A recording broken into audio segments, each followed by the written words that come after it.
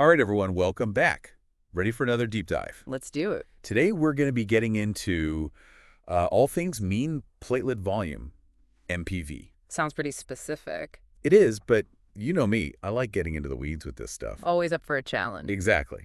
We're going to be pulling from pasted text today. Lots of good information in there. Hmm. But basically, I think most people kind of know platelets, right? They help our blood clot. Right, like those little first responders patching things up. Exactly. Like tiny little plates.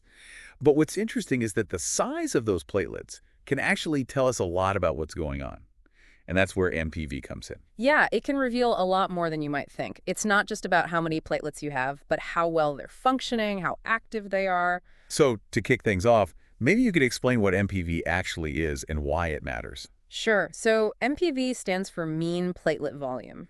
It's basically the average size of your platelets. And as you mentioned, the size can tell us a lot about how old those platelets are and how ready they are to spring into action. Okay, so like a bigger platelet means it's younger and more active, like ready to clot if it needs to. Exactly. Think of them as the fresh recruits, full of energy and ready to go. Gotcha. And then the smaller platelets, they've been around the block a few times, maybe a little slower to respond. Exactly. Makes sense. So there's this normal range for MPV, right? Yeah. What is it, like 7.5 to 11.5 femtoliters? That's the usual range you'll see, yeah. Yeah.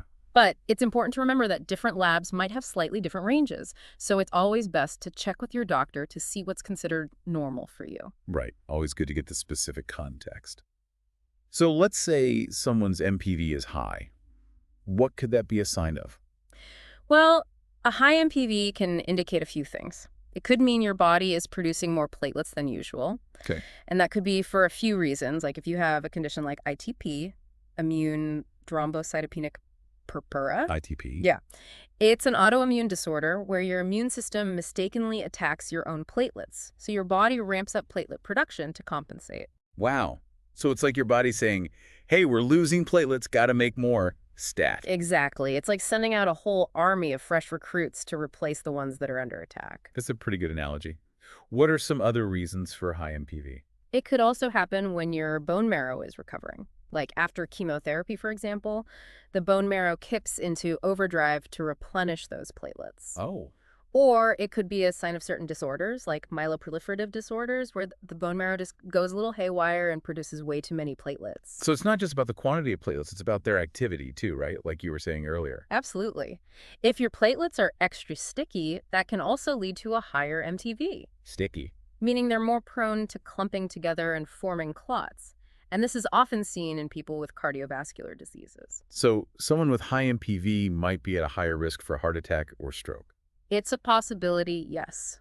But it's important to remember that MPV is just one piece of the puzzle. It's not a diagnosis on its own. All right, got to look at the whole picture. So high MPV, we've covered a lot of ground there. What about low MPV? What does that usually indicate? Low MPV often suggests that the bone marrow isn't producing enough platelets. It could be due to things like aplastic anemia. That sounds pretty serious. It can be. Aplastic anemia is when your bone marrow just doesn't produce enough blood cells overall, including platelets. Oh, wow. Or it could be something called hypersplenism, where the spleen is removing platelets from your blood too quickly. Interesting. What is the spleen's role normally? The spleen is like a filter for your blood, removing old or damaged cells.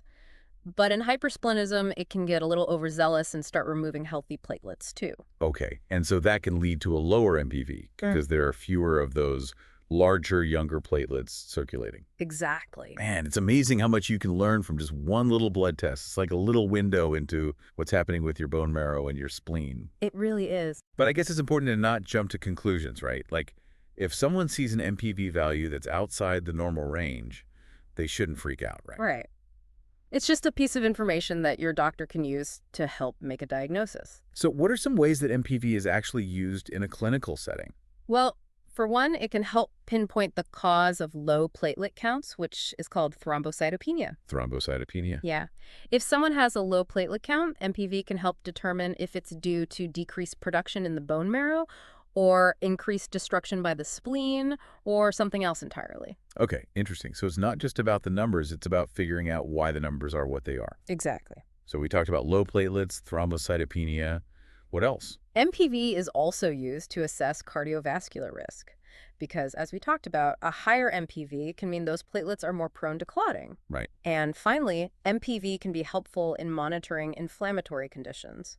Yeah, because platelet activity is often increased during inflammation, so tracking changes in MPV can give doctors an idea of how well the inflammation is being managed. Wow, that's amazing. I never realized how much information could be packed into something as seemingly simple as the size of your platelets. It really highlights the importance of looking at the whole picture, not just individual test results in isolation. It's easy to get caught up in those numbers and think of blood tests as just a routine checkup. But there's so much more to it. It really makes you think, doesn't it? It does. All right, so to quickly recap, MPV, it tells us the average size of our platelets. High MPV could mean increased production, increased activity. It could point to things like ITP, bone marrow recovery, or even cardiovascular issues. Low MPV might suggest bone marrow suppression or hypersplenism or even just something like, chronic kidney disease. Yeah, that's a great summary. And it's all about working with your doctor to interpret those results and see what they mean for you. So now that our listeners know all about MPV, what's something they could ask their doctor next time they get blood work done? That's a good question. I think a great question to ask would be, given my overall health history and these test results, what does my MPV tell us about what's going on inside my body? Love it. Yeah. That's really getting to the heart of it. Well, on that note, we're going to wrap up this deep dive. Thank you so much for joining us and sharing your expertise. It was my pleasure. And to everyone listening, keep those questions coming, stay curious, and we'll see you on our next deep dive. You've been listening to the Learning Podcast, a production of metaNESTA. Remember, learning is a journey, one step, one insight, one skill at a time. We'll see you next time. Keep learning, stay curious, and as always, be awesome.